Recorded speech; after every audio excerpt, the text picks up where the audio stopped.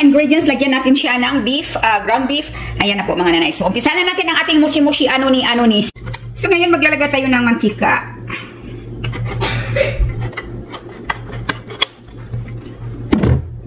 So, umpisa na natin maghurim-hurim.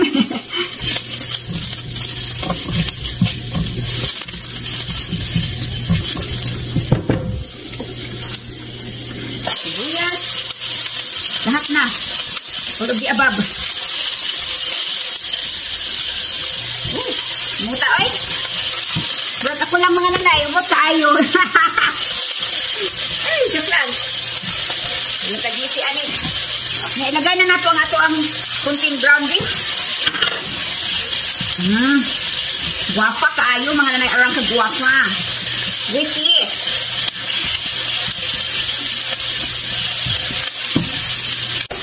Lagay na natin ang ating ampalaya.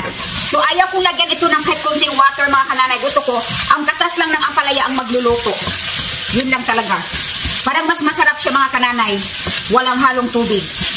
Para, sige, kung bati, takpan na natin ito. So, ito na mga nanay, no? Lutuin lang talaga siya sa katas. Ayaw ko ng may konting tubig. Wala. Lutuin na siya sa katas ng ampalaya. At saka, ilagay ko na itong itlog. Yan. Alam niyo ba mga nanay, ako lang ang kakain nito. Hindi naman yan sila kakain dahil mapait ang ampalaya.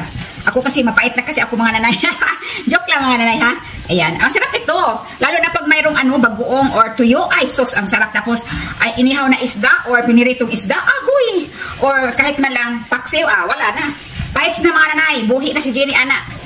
So ngayon, timplahan na natin, no? Ayan. Ay, kalamian ni mga nanay. Oy. Kumakain ba kayo nito mga kananay? Ako, kain na kain talaga. Kasi delicious ito. Tsaka masustansya. Alright. Hinaan lang natin yung apoy. Nilagyan ko ito ng kamatis mga kananay kasi may binalatan akong kamatis doon. Tapos masayang lang. So, dinagay ko dito. O, diba? So, luto na ito mga kananay, no? Looking good na. So, tilawan na nato. Tilawan nato mga nanay.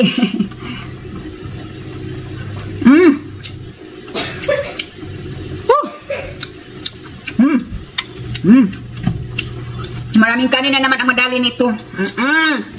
Naka. Masarap kasi ang ampalaya mga kananay. Lutuin lang talaga siya sa katas niya. Yung walang tubig. Pure na pure. Para lang. Joke lang mga kananay. Smile lang. No? Huwag tayo maging grumpy. Ngayon, gagawa ako ng atsara. Ayan. Inanuhan ko na ito mga kananay ng asin. At gipakupsan na. Squeeze. Squeeze. Alright. And lagyan natin ng bell pepper na hiniwa. And then, lagyan natin ng carrots. Alright. Okay. And lagyan natin ng bawang. Bawang. At saka lagyan natin ng luya. Lagyan natin ng raisin. Diba? Akin lang ito mga kananay. Ako lang kakain ito. O diba? Pagkatapos halo-haloin. Halo-haloin. Kunti lang mga nanay. Tamang, marami na nga ito eh. Lumami siya, nilagyan ng carrots at saka bell pepper. Natakam ako mga kananay. Hindi pa ito luto pero natakam na ako. So, ngayon mga kananay, ilagay natin dito sa garapon. Mahiwagang garapon. Ayan. Uy, natakam ako mga kananay. Hindi pa nga tapos. Alright. So, ngayon mga kananay, lagyan natin, may suka ako, vinegar, apple cider vinegar ang ginamit ko. Ilagay ko itong sugar. At i-melting lang natin si Okay. Lagyan natin ng asin. Uy, unsa man ni, uy. Kunting asin lang. At saka black pepper, ground black pepper. Ayan, parang matunaw ang nilalagay natin. Ito yung pinaka-syrup niya mga kananay, no?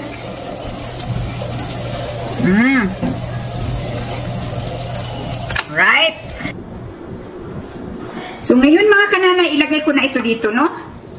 Ayan.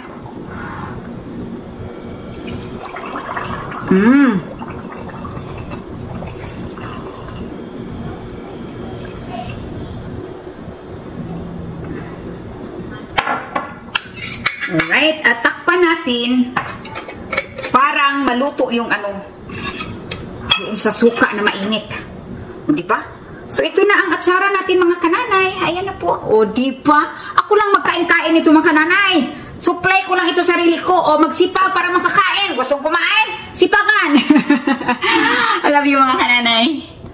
So, mga nanay, requested ito sa asawa ko mga kananay na itusta talaga yung ano niya kasi gusto siya ng tostado. At pagkatapos mga nanay, ito maglagay tayo ng butter. And ano lang ito, onions. Gustong-gusto niya ng onions. Ilagay dito.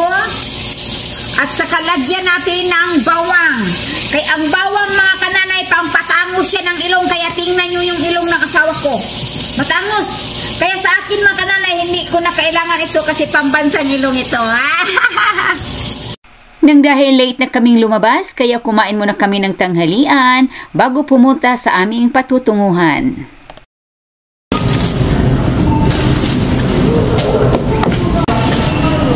Go ahead.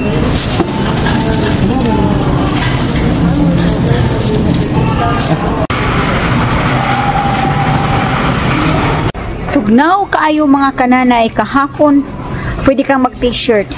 Ngayon hindi pwede, mukurog ang imong lubot.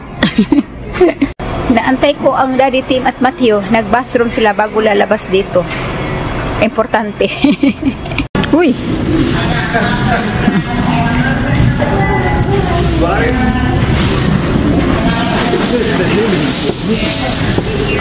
Yan, nag-shopping silang dalawa. Kala mo ba mga kananay? Puro yan kay Mateo yan. Yan. Tumulong din naman, nagbitbit, buti. O, ano kami ng tatlo. We're on the other side then. We're over. Yan mga nanay, nag-shopping muna kami kasi ito, binilhan na naman ng bagong upuan sa sasakyan. Agoy! Buti hindi nagbitbit ng laruan mga kananay. Hindi ko alam kung anong pinag-usapan nila doon. Kasi wala nabitbit na laruan. Sabi niya mag-check daw siya. Pero booster man ang naano, yung upuan niya sa sasakyan. Okay lang din naman sa akin mga kananay. Kasi kahapon, nag-shopping na ito. Ka-shopping na ito kahapon. Oh, yan. Let's go, Tony. Brum brum.